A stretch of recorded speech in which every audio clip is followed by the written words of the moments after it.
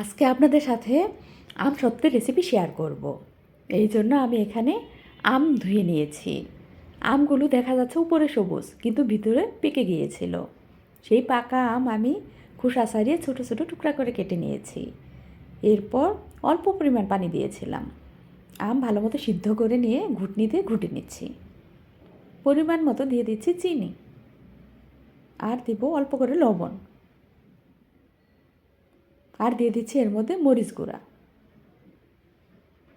এখন সব কিছু একসাথে নেড়ে মিশিয়ে নিচ্ছি। আম সত্য বানানো আমার কাছে অনেক সহজ মনে হয়, আচার বানালেই বেশি কষ্ট লাগে আমার কাছে। সব কিছু মিশিয়ে নেওয়ার পর এখন এর মধ্যে দিয়ে দিব অল্প করে পাঁচফোড়ন গুঁড়া। আর কিছু দিতে হবে না। একসাথে মিশিয়ে নিয়ে আর কিছুক্ষণ জাল দিয়ে চুলা থেকে নামিয়ে নেব। এরপর রোদে শুকাতে হবে। যে ট্রের মধ্যে আমি আম সত্য বানাবো সেই ট্রের তলায় আমি তেল মেখে নিচ্ছি, সরিষার তেল। এরপর ছড়িয়ে দিচ্ছি। এটাকে পাতলা করে আমি ছড়িয়ে দিয়েছিলাম, এই জন্য আম সত্ত্ব পাতলা হয়েছে। আম সত্ত্ব আমার রেডি।